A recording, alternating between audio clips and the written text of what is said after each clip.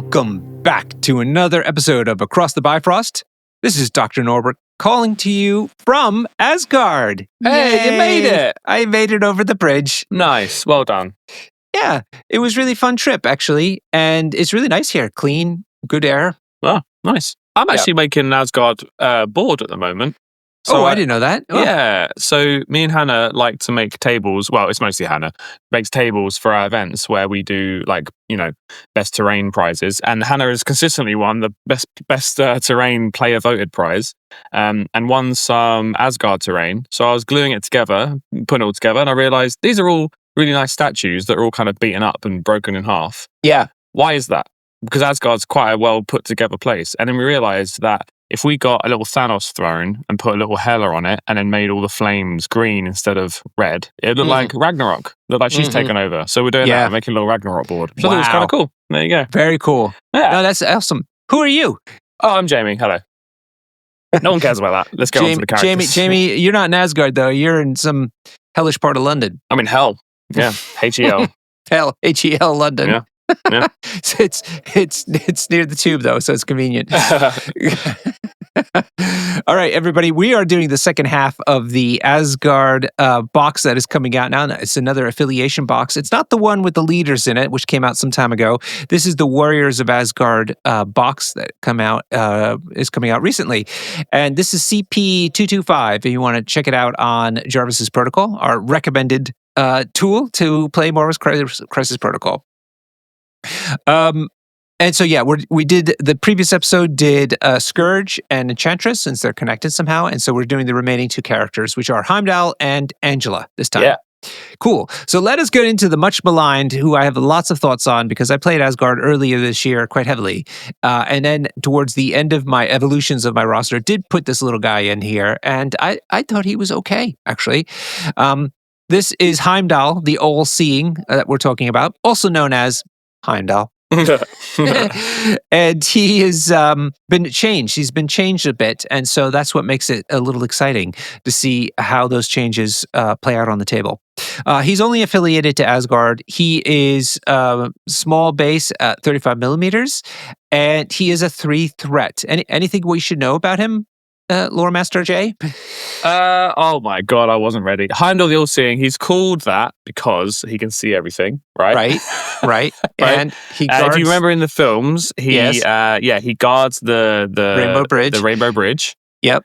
Wait, because he meditates all the time. He guards the Rainbow Bridge, but he guards the Rainbow Bridge, but he also activates the Bifrost, right? Yes, that's true. He with his sword, right? Puts his sword in, it turns a key, and then he can pick people. He's basically the Asgardian Uber driver.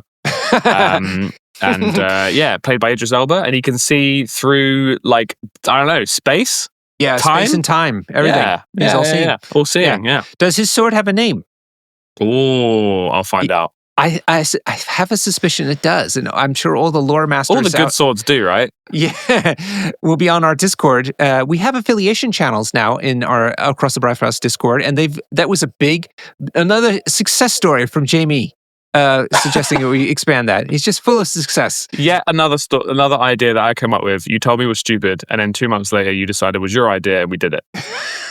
And it's extremely successful. Yeah, everyone loves it. I love a affiliation channel, and also I jumped on our Hellfire channel the other day and realized that no one's posted in it, which really says a lot for them since they got an affiliation list. Bless them. Yeah, but maybe it's because you've said the final word with our Hellfire episode, and so there's no reason to discuss it any further. Yeah. Well, next year I'm waiting for all those Longshanks games to fall off, and then next year I'm going to try and get best in affiliation in Hellfire. That's my goal. There you go. Sneak peek. Cool. His sword, by the way, is called Hofun.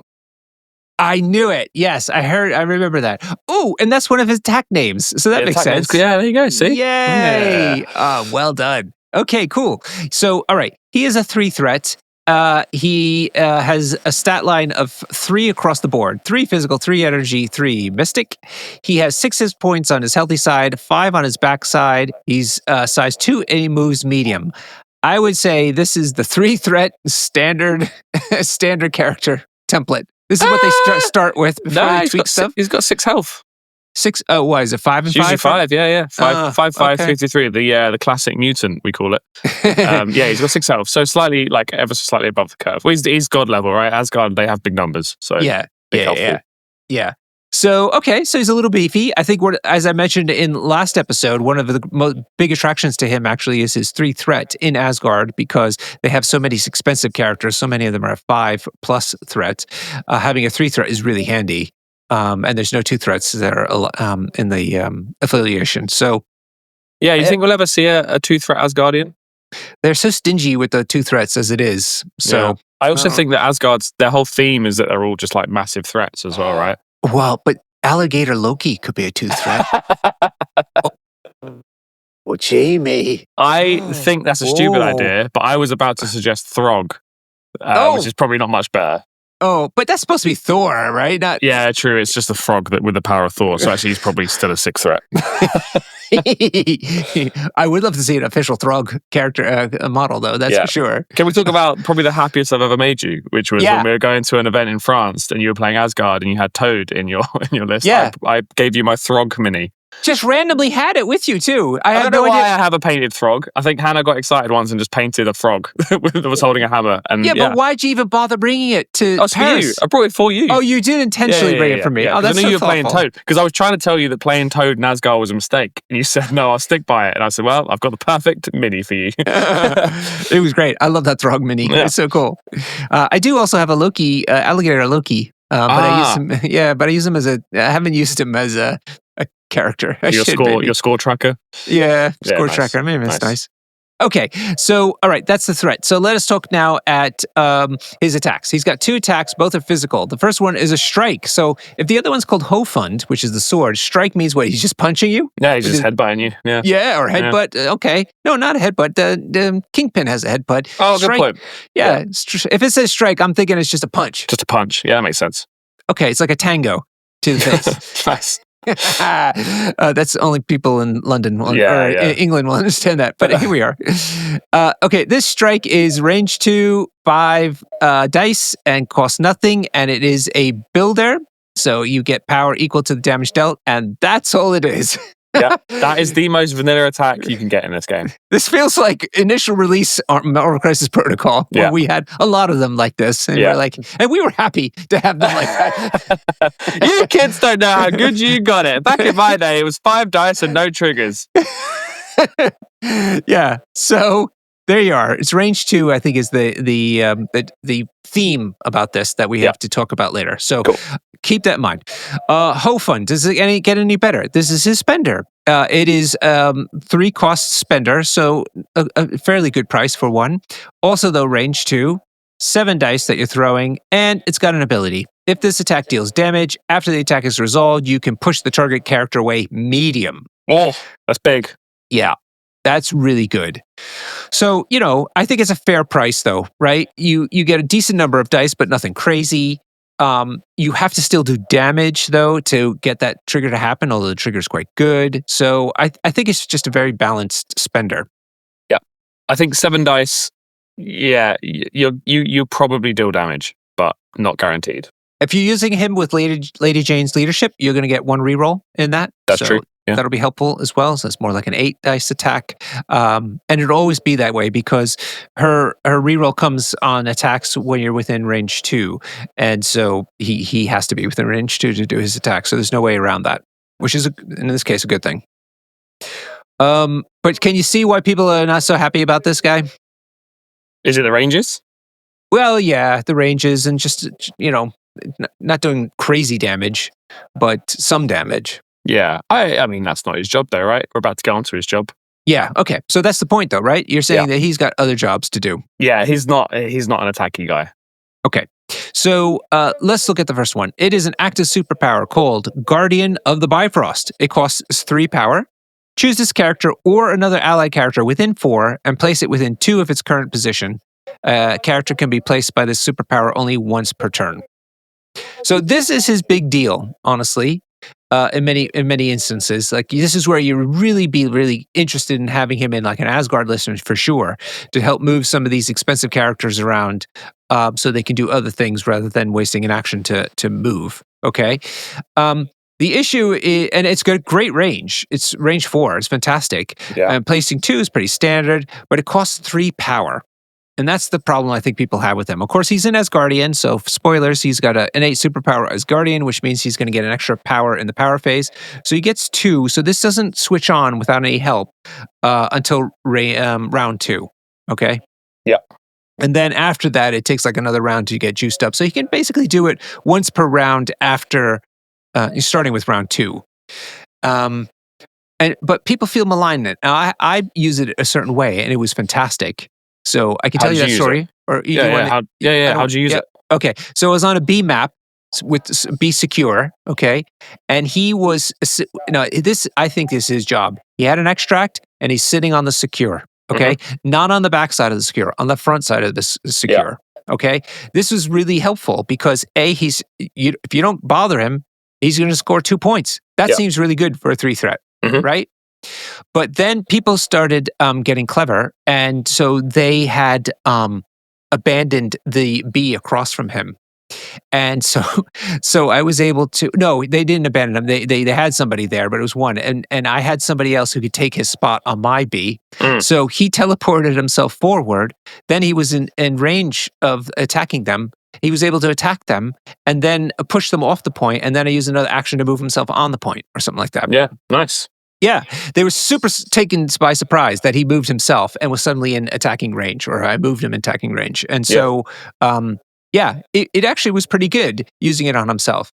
I'm actually surprised. I know this guy is kind of, we joked earlier, but he's the guy driving everyone around in the Uber, right? I know this guy as he's teleporting a big scary model around. I didn't realize he could teleport himself. Yep, which is pretty cool. Yeah. And also, it's the whole a character can be placed by this superpower once per turn, so he can teleport himself and someone else if he has all that power, right? Yeah, and that's the big problem, and that's why people always say he's better in Steve 1, which discounts his superpower, so it's only 2 power, so he can definitely do it once per round, so oftentimes 2. And I don't disagree with that. When I played at Adepticon in the team up event with Gil, we were playing a mixed group in Steve 1, and I took Heimdall, and he was fantastic. Yeah. He was doing all kinds of work all game because of the Steve 1 thing. So there's that. Yeah, but as I said, if he's holding an extract, sitting on a Secure, and nobody bothering him, I'm happy with that for a 3 threat. And if people start hitting him, he can soak up quite a bit of the damage, and then he can do a lot of fun stuff. This is one of them, but the next one is actually quite good too. This is a reactive superpower called All-Seeing Eyes. It's 2 power, and it's when an allied character, that could be himself, by the way, within 4 is attacking, defending, or dodging, which is interesting, during the modified dice step, which is you've seen all the dice fixing already happen. He could use his superpower and then reroll up to 2 of his own dice. Alternatively, when an allied character within 4 rolls dice for a crisis card or a team tactics card, this character may use the superpower, and that allied character rerolls up to 2 of its own dice. Which is wild.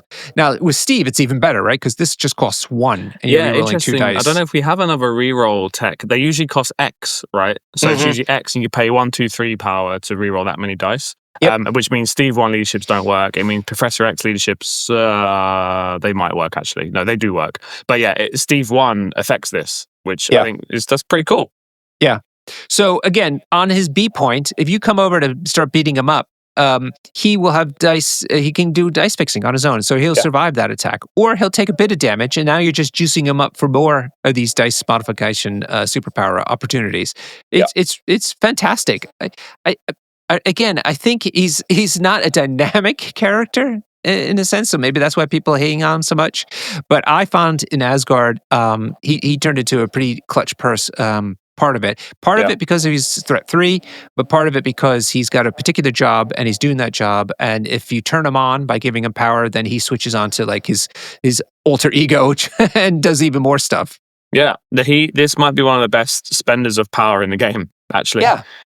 So I can see the problem here is quite apparent, right? Is that his strike that we talked about, like the most vanilla attack in the game, that's his only way of generating power, outside of the fact that he's Asgardian, so he's getting 2 power a turn.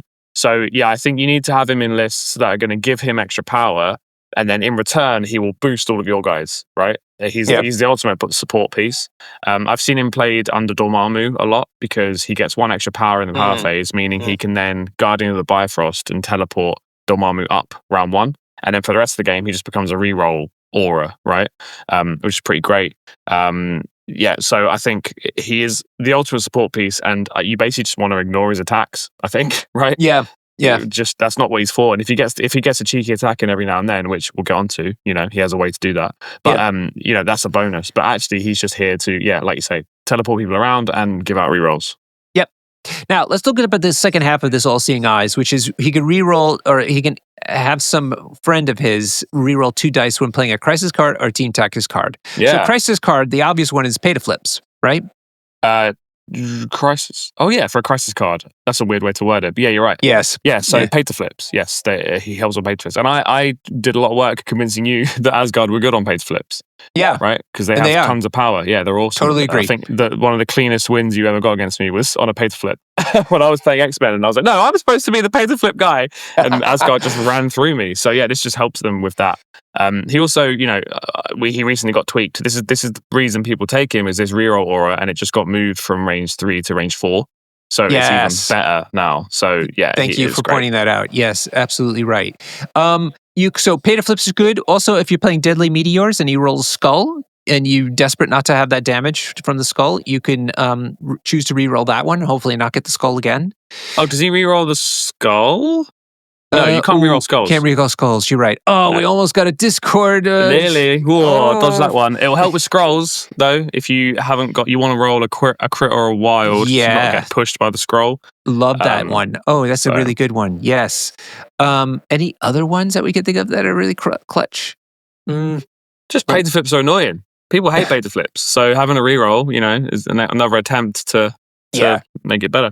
And it's also on it's not sword based now, is it Macron? The one that's like a 50-50 flip where you just roll 1 dice, Well, you turn that 50-50 into a different kind of maths. I don't know dice maths, but yeah, it's quite good on that. So Spider Infected, it would help with Spider Infected. Yeah, exactly. Also, team tactics cards. So that's what I wanted your opinion on, because I couldn't think of any off the top of my head. Oh, I can tell you one. This is the fix for what I think is the worst team tactics card in the game. Hold Still, which is Shadowcat's card. Where, long story short, she makes an attack, and if she rolls a wild, the target drops their objective token. So it's her steal, basically.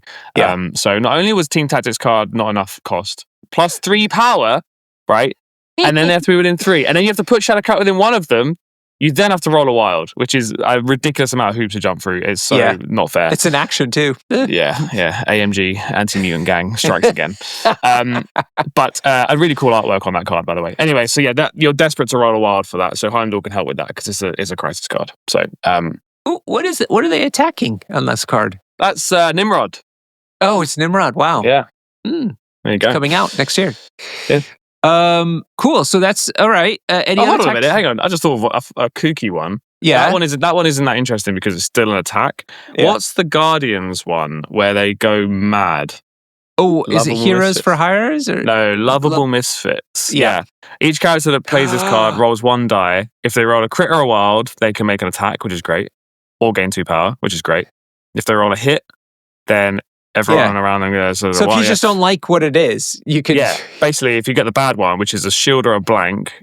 Oh, that's not that bad. Hold on a minute. If they roll a skull, that's really bad. So Heimdall can't help them there. But anyway, long story short, you can help re-roll here. So yeah, if you roll a shield, and you're like, I really wanted a wild, Heimdall can pay to re-roll that. Let's make that the Discord challenge. We wanted people to post in the Discord channel, episode channel chat of interesting tactics cards that Heimdall could switch on with his re-roll capability. I would like to know which team tactics cards he could help out with. Yeah, that'd be amazing. Cool. There must be something quirky out there. There's like 300 cards, so somebody will know. Yeah. Okay, cool. He's got one last reactive superpower called Forfend. This costs 2 power, and basically it's when an enemy character ends a movement within 2 of this character may use the superpower, and he makes a strike against that enemy character. It can only be used once per turn. So first of all, Jamie, movement implies any kind of thing, right? Including places. Is that right? Movement, yes, you're right, yeah. Yeah. So even places, pushes, or throws, any and advances like normal, all of those things. If they stop within 2 of him, then he can strike them. Now, which means also, by the way, you can do a really cute combo, which one of your Asgardians can attack someone, throw them to within 2 of Heimdall, and Heimdall can get an attack in on that person. Yes. It's pretty cool. It's like a nice little 1-2 combo. Yes. I love it. Now, it's turned on straight away because he gets 2 power per round, so that's happening. And as I said, if you're using him the way I was suggesting you use him, this is just gravy because either you're going to hurt them quite significantly, or at least you make a little bit of power back, and then you can just use that for the rerolls later on. So it's a bit of a situational decision to decide which of these 2 you're going to use and in what order. Or I guess you have to decide about forfend immediately. But it gives him something fun to do. And again, if he's scoring 2 points in the back and then this stuff gets turned on, it's just more fun. He's already doing his job. Yeah, there you go. I think the only problem with forfend is you're doing a strike, which is a wildly not exciting attack. Correct. So you could spend 2, do no damage, and then that 2 power would have felt way better spent on all of his other kit. I agree. So it's a slight problem. I think this is probably worth doing if someone has jumped, to within 2 of you and they have like 1 or 2 health left, because you might be like, your activation's over because I've hit you. Yeah. Especially under Jane as well. It's quite cool because you make the strike attack and then under Jane you get a reroll. But I mean, you don't bring him for this, and I think this may be a little bit of a trap for newer players because they think, attacking loads is good. That is true, but everything else on his card is way better having the power spent on that. Yep. And he's got a sweet model. The sculpt looks beautiful. Yeah. And if you have painted it, go into our painting channel and throw up the way you've painted all the rainbow stuff around him. We'd love to see that because listen, Jamie, our model channel is blowing up. Yeah. We've got some serious painters showing up there now. Holy moly.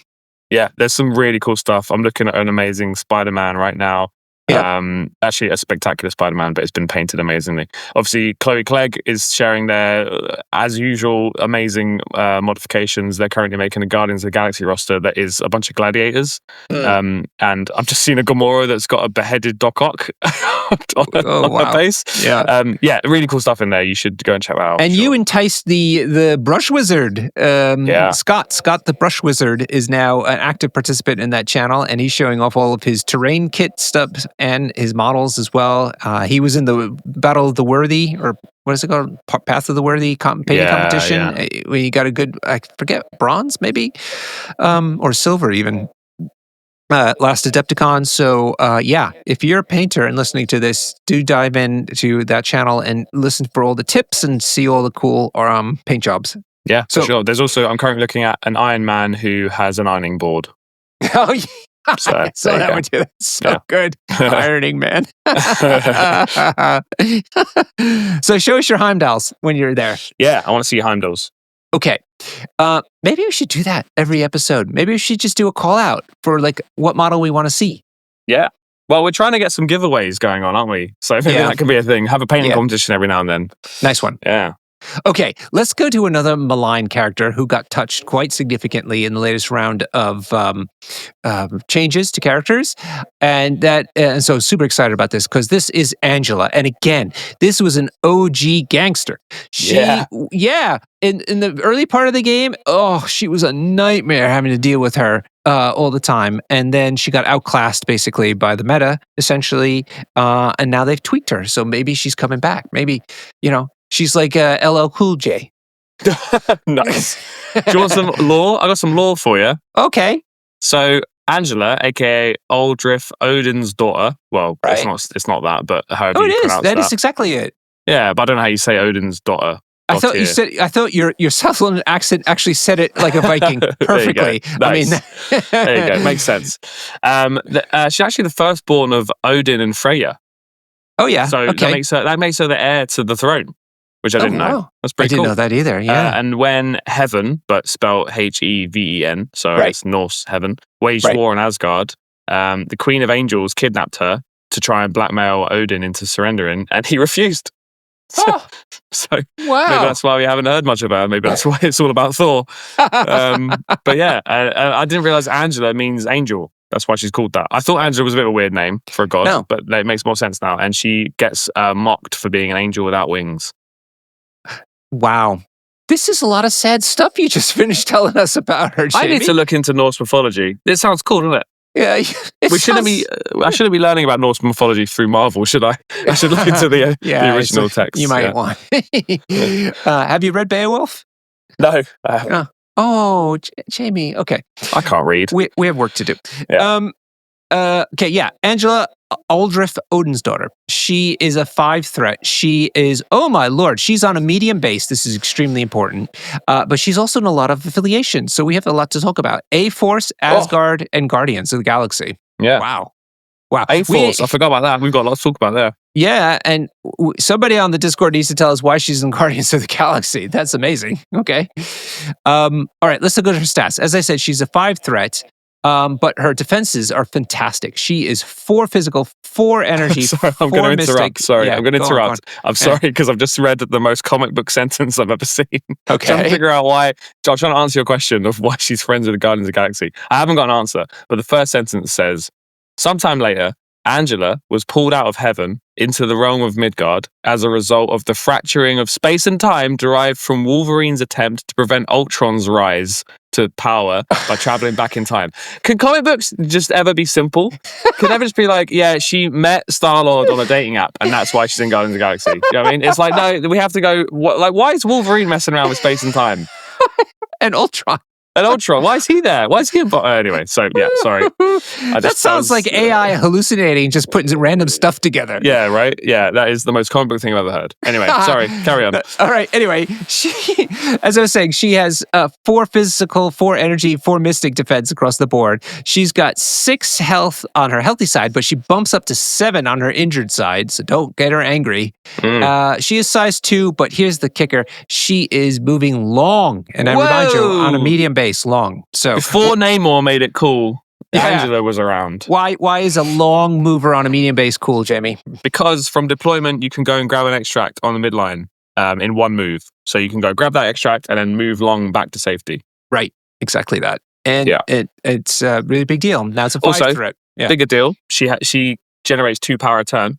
Mm-hmm. So you can do a cheeky little thing in X-Men. This is an old school thing, but maybe new players don't know about it. If you're playing on an F-shaped extract, or actually the new one, the B one. Anyway, long story short, if your opponent has like home extracts, you can, with priority, to me, my X-Men, a medium base in front of Angela, and then she can storm hop over that medium base, move along to your opponent's home extract, steal it, and then move long back. So it's like a safe grab of your opponent's home extract. And then they go, oh my God, what? I wasn't expecting that. They grab their other home extract, and then your medium base goes and grabs the middle extract, and then he comes back safely as well. So you have 2 safe grabs of extracts your opponent didn't expect. Wow. So yeah, it's huge. It used to be like the ultimate play, in X-Men a long time ago. And what's the problem now? I don't know. People just stopped doing it. Maybe I should bring it back. Yeah, bring it back. Yeah. I have an inappropriate joke about that, bringing it back, but it's from a Kevin Smith film, but I'm gonna pass. We're not gonna quote Kevin Smith here. Hannah's got enough to cut out as it is. We have to do that after dark Patreon episode though. That'll go into that. For those of you who don't know, it's usually 1 or 2 jokes an episode of Norbert's that we have to cut out. You don't hear that stuff. You don't hear that smut. I am a after dark kind of comedian. What can I say? There you go. Okay, so what do you think of the stat line and her abilities? Just look at that. Aside from the safe grab. It's all about the speed, right? It's all about the medium base long move, and then 4, 6 health is fine. 7 health on the back. But think about her pay to flip potential, man. Oh yeah, huge. Yeah, she's so fast. She generates 2 power a turn. She can just run out flipping points. She's great. Oh, she's got even more mobility, which we haven't got onto yet. So yeah, Angela is speed. Yeah, it's really cool. Okay, so let's look at her attacks. She's got 3 of them. She's got a physical attack called Xiphos, the Sword of the Stars. So that's her sword. And it is range 2, 6 dice, which is nice, doesn't cost anything, and it's a builder. She gains power equal to the damage dealt. Then, after the attack is resolved, place this character within 2 of the target for free. Yeah, for free. This is Nightcrawler level mobility. Yeah, so tell me, you're an X-Men player. Like, what would you do if she was affiliated in X-Men with her? Doing this. I mean, back in the day, she basically was. She just pretended she was affiliated. Yeah, she's like you said, she's an amazing pay to flip character.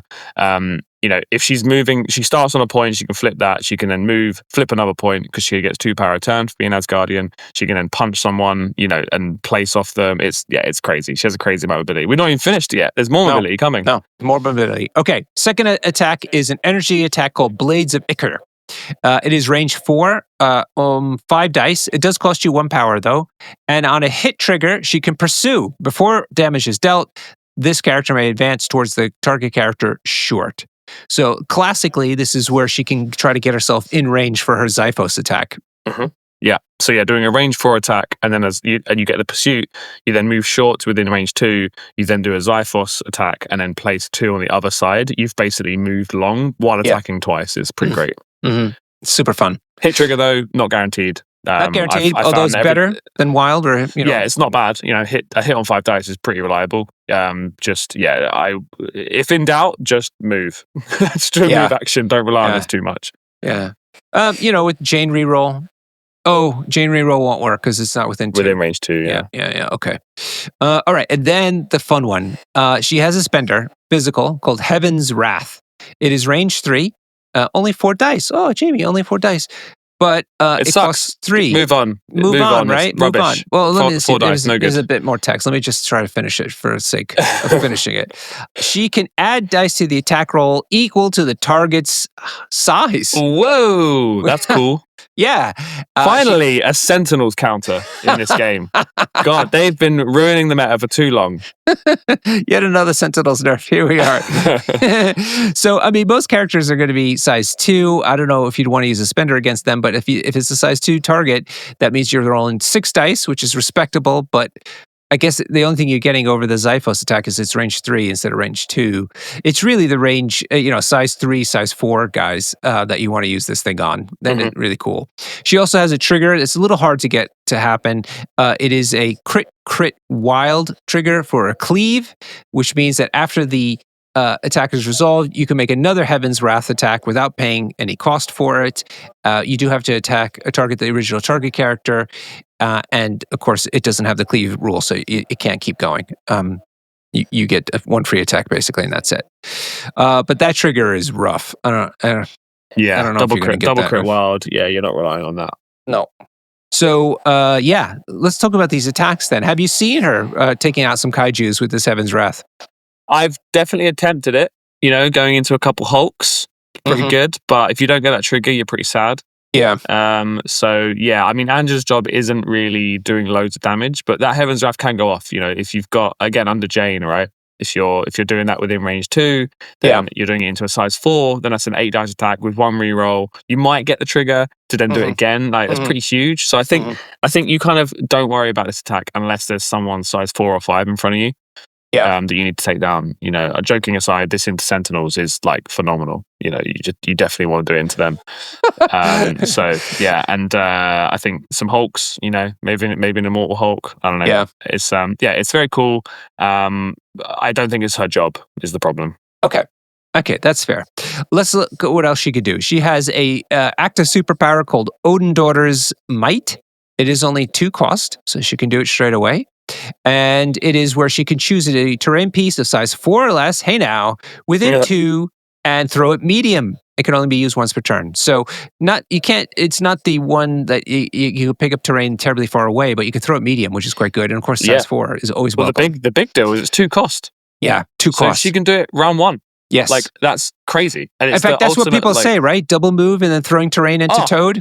Yeah, into Toad. To do. Yeah, because Toad's gone and grabbed something. He can't afford brace. So you just go there, throw a size 4 at him, and if that doesn't take him out, someone else can just walk up and shoot him, and now you probably only have to do 1 or 2 damage. So it's amazing. 2 cost, size 4 terrain throw, that's insane. And it throws medium. Yeah. It's amazing. And obviously we've mentioned how mobile she is.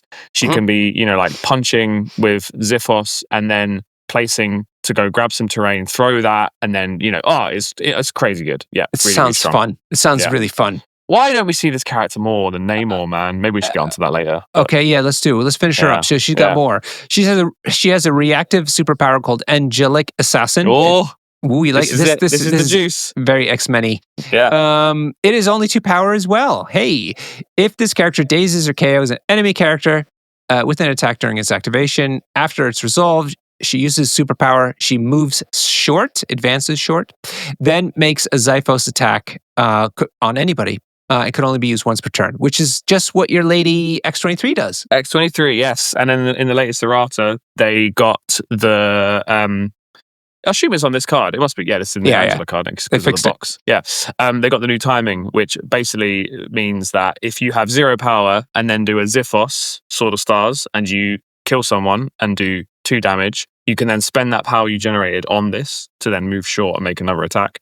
It just makes a lot more sense. It's a lot stronger as well, and just easier to follow. So yeah, really, really great. And obviously, again, with Angela, after the attack's resolved, she's placing within 2 of the target. So if they dazed, she will place off of them and then use this to move short and hit someone else and place off them. It's just a crazy amount of movement, you know. Yeah.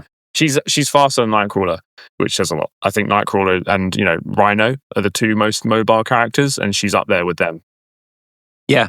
So this is exactly like X-23's, right? I mean, it's short exactly and everything, right? Yeah. Identical. Yeah. So yeah, I mean, she chews through weenies like nobody's business. She's really fantastic at it. Yeah, especially with the terrain throw. Yeah, exactly. Yeah. She's an Asgardian, so she gets an extra power, as we mentioned, along during the power phase. She has flight, which is interesting, but this is the really interesting innate superpower that catches people out all the time. It's called living ribbons.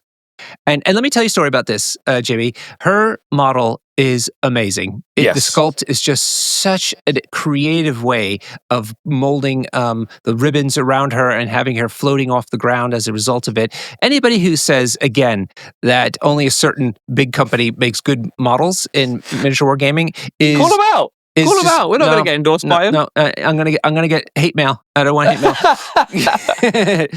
mail. Yeah, they are mistaken. They are sheltered in a very small cave and don't understand how far the field has moved, because Angela's model is chef's kiss. And this was the one instance during the pandemic when there was lots of variability about when models would come. And for some reason, the United States used to always get their stuff on time, and it could be variable throughout the rest of the world, whenever it might be, like months before your stuff came. Angela showed up in the UK first. That's right. And I took a picture of her holding it, and I sent it out to as many people on the internet as I possibly could. I said, nice. Yeah. Nice. And you know what? Nobody responded back. They were so angry. Yeah. They were so angry. Yeah. They were seething. Anyway, okay. Why? So I mentioned this because living ribbons is one of her abilities, and she has cool ribbons on her sculpt. What are they? While an enemy character is advancing or climbing, it cannot place the movement tool overlapping this character's base. And people forget that all the time. And it's so cool. Medusa has the same thing. How often did this come up for you, though? Not only when it's clutch. That's the thing. You know what I mean? And she has a medium base, unlike Medusa. And so it's even more opportunity for it to happen. So if I were a really clever player, I might put her like in between like terrain and stuff like that, so that they couldn't go through the terrain, but also not through me and block the way, basically. I think the problem is people are so used to just walking through characters, because that's part of the game. You just ignore them as you move around, that they forget that this rule exists, and then it's a big bummer for them when it happens. Yeah, when I was playing Angela, I struggled to remember this rule's on my own character. It's so niche. It doesn't really come up often. That's the thing. You do have to try to remember yourself. Yeah. The other one is also a little bit hard to remember sometimes, but even more prevalent, is where enemy characters cannot reroll or modify attack dice when targeting this character with attacks. Which is, these days, there's a lot of rerolls in the game. So this is actually a pretty good ability. Yeah. For free. Pretty great. So, yes. So why is she not used more than Namor? So, I don't know. I think that Namor, so Namor has Imperious Rex, right? Which is the charge where if he deals damage, you get staggered. Yeah. That's very strong. Yep. Especially on a character like this where they kind of want to be running around, right? They're not using their speed to get in so much. They're kind of using it to get out, I think. Angela's a bit more aggressive than that, and has very similar stats to Namor. So they do fall over quite easily. So maybe that's why. There's also Amazing Spider-Man to consider, which is the third medium-based long move character. And he's like super defensive, right? His attacks kind of suck, but he's very good at, he's got spider sense, he's got witty banter. So I think all three of them kind of have the same speed but have very different roles. And Namor is just more of a tool, right? Because he's got that reroll that he offers to everyone. He certainly is a tool. Certainly a tool, yeah. So he's giving out stagger and he's giving out rerolls, which I think is just more universally good. So yeah, but I think Angela's great in a team format. Because someone else might have Namor and she does the same job. She's still a safe grab, and not every team has a safe grab. Maybe in a team that struggles with terrain throw. So I'm actually thinking about her for Weapon X, because Weapon X don't have any safe grabs. They don't have any terrain throws, really, not many. So maybe she can be the safe grab and a terrain throw for them, to bring stuff they don't have. So yeah, I don't know. I think, Namor is just very good, and he's a bit more generically good. You know what I mean, right? Because exactly. rerolls, everyone loves a reroll, right? Yeah. Everyone loves giving out stagger. It's kind of a baseline good. Angela's a little bit more specialized. But I think with the change to Angelic Assassin, I didn't think it was that big a deal. I'm a massive X23 player, right? I still maintain I think I've played more games with her than anyone else has in the world. So I've played her in every affiliation I've ever played. And I didn't realize how good that change would be until it started coming up. So, oh my God, I'm getting this off way more often. And Angela has big attacks, and lots of placing off of it. So I think she's definitely worth a go now. And try a safe grab with her. Or again, just wait until someone's playing Toad and then double move and throw a size 4 at him. That's hilarious. Yeah, I think that's the key to her. I think is people don't like her as much as some of the other Asgardian characters now, because a lot of them have charge that you could turn on turn 1. Or round 1, and she doesn't, and so she doesn't have that kind of thing. But she just has this other job, and the question is whether 5 threat in your roster is, or on the team on the table is possible. Can you squeeze her in? Because you can imagine a world where she either does the safe grab or she takes down Toad, and then she changes roles after that, where she's not charging, but she should be leapfrogging around, either to take out weenies or also to get to places to pay to flip to the things. You know what I mean? Yeah. So she's not charging, but she's doing like a rhino thing where you have to try to clever ways to get her to bounce around the board based on her attacks. Yeah, for sure. The problem is if she ever starts her turn outside of range 2, she's kind of stuck. She's basically staggered, right? I guess that's the one downside with her. That's it. But again, I think you're right. I don't think that's her job. Her job isn't necessarily to attack twice. I think her job is to run around scoring points. And 5 threat is a lot to pay for that. I've just noticed as well, 2 of her affiliations, A-Force and Asgard, have very expensive leaders. So, if you're taking a 5-6 threat leader, can you afford another 5 threat in your team? Probably not, Yeah. So let's talk about that then. So A-Force, okay, you're talking about She-Hulk, of course. What is she doing for She-Hulk? She's got flight, so she could do the special delivery, Special delivery. We should talk about that. Is that what it's called? Special delivery? Yeah, I think so. Yeah, so basically, She-Hulk can be delivered by a flying character for free. Oh no, they spend 1 each. So basically, Angela can start next to She-Hulk, move, deliver She-Hulk to the middle of the board. She-Hulk gets a free attack, and then Angela still has a power left to go and grab something if she needs to. So that's amazing, because then your She-Hulk is starting her activation round 1 in the middle of the board, right? So that's really cool. Again, but you're paying a lot of threat just to do that. And then what's Angela doing for the rest of the game? She's running around scoring points probably, but then in A-Force in particular, you've got a ton of people. You've got a Black Cat and Okoye for the same amount of threat, could potentially score more points. So she struggles, but you can definitely make her work. You won't be sad that she's there, What about Guardians, where you only have a 3 threat leader? So that makes more sense, right? I mean, the Guardians leadership is amazing. Giving rerolls to this character in particular is probably pretty great, right? It might let you get off Angelic Assassin more often, and that's a great thing, right? So I mean, Guardians also have Nova now, but he's doing a similar job, right? He's moving around, and he's quite mobile. He does have a beam, whereas Angela doesn't. But you've also got CGR, Cosmic Ghost Rider, who is another like mobile attrition thing. Sixth threat. Yeah. So I think, I don't know. I think you won't be sad to have her in Guardians. I don't think. The thing is, I'm plagued by knowing that Guardians used to be the like Demons Gamma team, right? Where you just take like a Thanos and then a bunch of guns and you just shoot everyone until they die. And now the game's changed, so the Crisis selection now is more about mobile. That's what we should talk about. The Crisis, the kind of meta at the moment is very favoured for mobile attrition, right? And Baku Wakanda is doing amazingly right now. Apocalypse is doing amazing right now because the crisis have changed to be less about let's do a big fight in the middle. Now it's like let's move around and hit things. Yep. Angela is amazing at that. Yeah. So maybe she's being slept on now. Maybe it's time to dust her off and try her in the new meta. Also, in Guardians, they like to stand back and shoot, which means that they're not getting onto points or flipping points, and so maybe that's her job then. While they're blasting away as turrets, she could go and bounce around and help on the scenario. Yeah. And pay to fits are more popular now too, right? Like M-Kran's being taken. I don't know the names of the other ones. They're a lot more popular now. So maybe having Angela as just a tech piece to respond to pay to flips is a good move for a lot of teams as well. Yeah. Guardians certainly need it because you're right. They're people that stand still and shoot, so they need some more mobility. So Angela brings that. I think people should try her definitely. I'm going to consider putting her back in X-Men actually. Yeah, I'd love to see that. That'd be so cool. Yeah. And the new artwork as well, we talked about it off air, but the new artwork's incredible. I'm on Patrick Brown's website to see if you can buy it. Now. I would love a print of that. Yeah. Maybe you can get me one with your Patreon money. I'll sort it out. My Patreon money. Yeah. Okay. In the box, we're going to close up the box with the last card that we haven't reviewed yet, and it is called Rainbow Bridge. Hey. This is an amazing card. You would very, very, very often be playing this card, if you're playing Asgard, that is, because it is indeed an affiliated Asgard card. It's active, and it says, any number of allied Asgard characters that are not holding objective tokens can spend 3 power each to play this card. Characters that spend the power can be placed within 3 of their current location.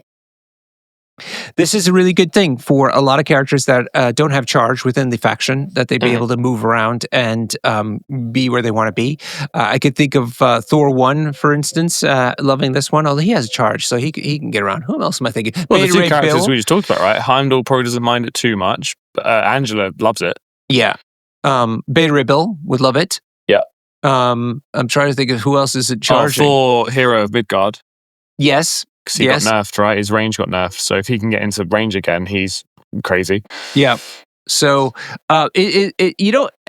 I should say there's some other cards that are definitely all the time, but I definitely use this one most of the time. Not all the time, but most of the time. So. It's good defensively too, right? Like Enchantress could use it. Once she's stolen something, she struggles because it's an action to steal. She struggles to get away. So maybe but she has to drop it. Yeah, she has to drop it. Yeah, but she can get into place and then steal it and then bug out. Yeah, that's cool. Yeah, it's just very flexible, very good. And 3 power sounds like a lot, but for Asgardians, that's not too bad because they're all getting two a turn. So they're upper class. Yeah, they can afford it. They got loads of money. Yeah. So Rainbow Bridge, something you definitely want, and then is one of the definitive type of Asgard cards. So yeah, for sure. Yeah. That closes the box. So what do you think now that you've seen the second half of the box? Are you ready to start playing Asgard? Oh, I'm so tempted. I've been flirting with Asgard in my head for so long. I'm just so committed to those damn mutants. Yeah. But once I've got all the mutant badges on Longshanks, which I'm aiming for this year, then maybe, Asgard are definitely high up there. So are A-Force, to be honest. So I think Angela is going to get play from me very soon, yeah. I mean, I love them. I loved Asgard. I loved the list you made, just charging all the time. Yeah, it was a lot of fun. Just a bunch of dice forever, I'm surprised it didn't stick for you. Mm-hmm. Yeah, I don't know. I just also was just in the mood to change. Every month I was changing to it. There's so much new in the game because of all the changes. I just want to try it all out. So every month I went to a big tournament and played a different affiliation each month to check things out. And it was really fun. Hey, Heimdall could be okay in A-Force as well. He could portal She-Hulk around. He gets power from her leadership ability, so he can do that more often. That's true. Yeah, and he loves spending power. Yeah. He'd be the one guy. I was going to make another joke that probably have to get cut out. Damn it. Moving on. Should we do Sleeve It or Heave It? Let's do Sleeve It or Heave It. Sleeve it or heave it. Take it or leave it. Sleeve it or heave it. Can't you believe it? All right, cool. So you wanted to go over this card. So I'm going to read it, and then you're going to tell me about probably the history of this card, because this card gets talked about in, from the past more than any other card in the game. Legendary card. Yeah. So today's card is Doomed Prophecy. This is an Asgard affiliated card, and it's reactive. At the start of the activation phase, an allied Asgard character may spend 3 power to play this card. this character cannot roll defense dice against physical attacks for the rest of the game. Oh, that's crazy. Whoa. No physical defense dice. You don't get to roll anything, not even one. It's like one of the ways to go down to zero. Which is, it's very hard to do that in this game. Additionally, this character adds adds dice to its physical attacks equal to its physical defense until the next cleanup phase. Right. So basically for 1 round. 1 round, you just get to go crazy offensive, and for the rest of the game, you are vulnerable. Yeah, exactly. Because physical, of course, is the most common attack type in the game. Yeah. Is it worth us talking about the old War Machine Carnage use for this? Well, I mean, I think the big deal is what you're referring to is the fact this card used to not be affiliated at all. So you can use it anywhere. Anybody could choose it. So yeah, go ahead and tell them about that filthy combo. Well, basically, I'll go with Carnage because he recently got a nice little buff. Okay. So yeah, when you could play it on anyone, you would put this on Carnage, who has a whopping 5 physical defense. So then his dice, he starts to do like 10 dice builders. And you can play his card Carnage Rules, so he gets a bonus attack, which is like another 10 dice, and then he gets to add Sadistic Glee, which is more dice. Basically, you end up throwing something like 45 dice in one turn with Carnage. And then by the time you've done that, it doesn't really matter that you're not rolling any defense dice because everyone's dead. It also used to get used on War Machine, who's a character that I often forget is in this game. No one plays it anymore. Yeah. But he has a physical beam, and 4 physical defense. So he will be doing 9 dice beams, which is pretty fantastic. So yeah, they rightfully made it Asgard affiliated. But I still think it's pretty crazy in Asgard. Did you ever play this? Yes. And in fact, it was when I was testing out Angela in the rosters that I was playing that I tried it out because she has that 4 physical defense. Yeah. And Heaven's Wrath. So this was an instance where Heaven's Wrath started making sense. So Heaven's Wrath, of course, is when you're trying to attack a kaiju. So the idea people were giving me is basically she still does a safe grab. She goes onto a secure point and just sits there, gaining power. And so it's a lot to invest in 5 threat. That's fair. But if some kaiju comes out to take her down, she can play this card. Now she's rolling instead of and so let's say it's size ideal conditions, size 4 attacker. So or defendant, sorry. She will then get, how many dice is it? 8 dice, is it? Or is it? So you add 4 dice to it, yeah. Yeah. So she starts with 4 dice from Heaven's Wrath, adds 4 for the size, and then adds 4 more for her physical defense. That's 12 dice with the potential for a cleave, which is a lot easier now that you're rolling 12 dice to get that trigger. Yeah. It seems crazy. So, of course, then she's vulnerable for the rest of the game, but then she's kind of in the back anyway. And so maybe you have some friends to help her out after that. She's also still got great mystic and energy defenses at that point. So, I don't know. That was kind of the dream of using her, but I didn't quite pull it off that effectively. But it's definitely a big swing of a play, right? Yes. It might just not work. I mean, there's also the fact that Angelic Assassin is a thing, right? It means that if you're just doing builders, that's Xiphos, the Sword of Stars. You add 4 dice. That's a 10 dice builder. Yes, for free. Yeah, which was the problem that we had with Brothers in Arms. That card that got banned is it was giving out 10 dice builders, and they hated it. So everyone hated it. So yeah, you just do Xiphos, which is 10 dice builder. You place off of them 10 dice builder. If you kill anyone with that, you then pay 2 for Angelic Assassin to advance shot and do another 10 dice. So you're rolling 30 dice. You know, and that's very easy to pull off, right? Yeah. So yeah, super interesting, and yeah, like you say, Angela can do it and then get to safety as well. Yeah. So yeah, pretty cool. I'm looking at Asgard now as well. Other characters. There's a lot of characters in Asgard that have 4 physical defense. I was just going to say that, and Scourge was one of them, as a matter of fact. Is he? Yeah, he's got a 4 defense, and he's got a 6 die builder.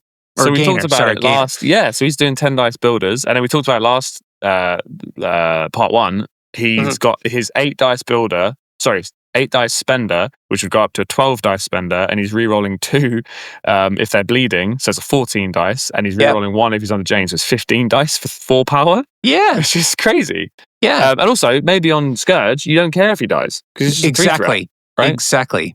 That's what I'm thinking. This card's good. I thought this card was a bit of a joke, but it's actually pretty good.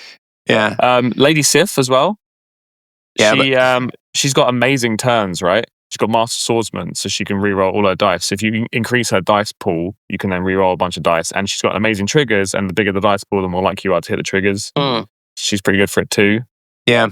Wow. I'm just looking at the low cost one. So, I mean, for me, it seems like Scourge is classic, is the best option for this because you're not so worried about losing a 3 threat. And his job is to beat up stuff anyway. He's going to do it great. Yeah. You know what's hilarious as well? Because you have to play this at the start of the round, basically, right? Yeah. You could, at the end of a round, if you play Meet My Executioner, to put Scourge exactly where you want him, place him within range to then start attacking range 2. So the next round you then play it, so he's exactly where you want him to be. Yeah, Scourge is a great target for this because, like you say, he's expendable. Bless him. And you have to time it right. If you play this with, like, say, Scourge or even Angela is on their injured side with 1 or 2 hit points left, they're going to die anyway. So let them go out in a blaze of glory with this card and do a crap ton of damage. Yeah, and I mean, this on a spread out crisis as well gets better because, say you're on a B map, you can probably, vaguely predict, if I do this, I could probably daze everyone on this side of the board. And then the fact that I'm not rolling any of the physical defense doesn't matter. There's no one here to hit me back. Yeah. So I think you'd be real smart with this. Yeah, this card's great. I didn't realize how good this card was until we spoke about it. Yay, cool. All right, so you're sleeping it.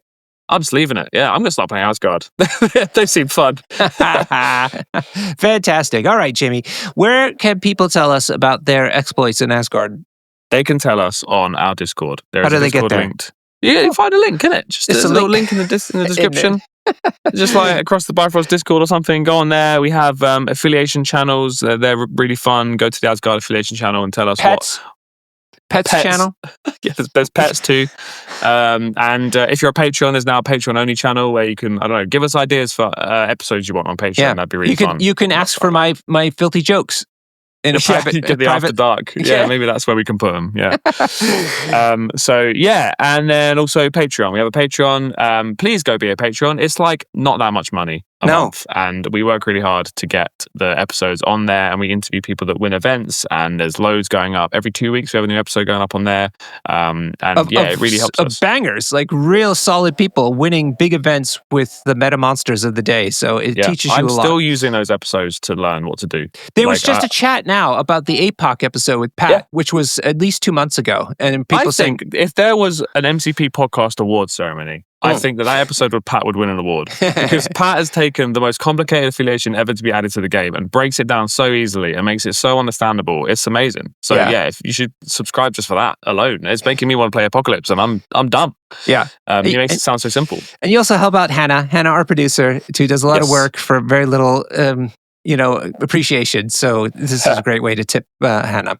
Yes, please do. We like to keep the price low. I've tried to get Norbert to increase the price, and he's having none of it. So Hannah agreed to the if you buy single episodes, it costs more than a subscription. Oh yeah. There you go. Yeah. I think we also might do like a kind of super supporter tier at some point where you can give us a bit more. But for now, it's super cheap, and we're keeping it cheap because we want to get as many people in as possible, basically. Yeah. So, lastly, we have a big event that we're running in January, aren't we? Oh, yeah, we are. The official Across the Bifrost Team Championship. Woohoo! Yay! January 10th and 11th is a 5-person team championship. It is the best way to play the game by far. We fully recommend it. There's been a lot of reluctance from people. Not a lot. Like, when I talk to people about why they haven't signed up, they're like, I don't want to do a team format. And I'm like, well, you're wrong. That opinion is wrong. And we're not running our normal singles event next year because that's how much we believe in team formats. We think they're the best way to bring this community together and grow the game and make it look really cool. So yes, please sign up. If you don't have a team, DM us or use the team finder on the Discord. We want to help you find a team. A bunch of teams have been formed for this event. It is going to be great. Yeah, I'm really looking forward to it. We only have 2 slots left at the moment. That could be gone by now. We're trying to get more space if that happens. And we've got loads of teams coming from outside of England coming to it, from all around the continent and Scotland as well. So it's exciting. We're really stoked about this event coming up. So I'm looking forward to that. Brilliant. Cool. If you can't make that event, you can also look at other European events that are 2 or 3 days long at our special spreadsheet, which you can access at tinyurl.com/MCP Events Europe, where if you can see where else events are happening and when. And if your event is not listed there, please let us know and we will add it there as quickly as possible. All right. I think that was a show. That was definitely a show. Okay, brilliant. All right, everybody. Thanks very much for listening, and cheers and happy gaming.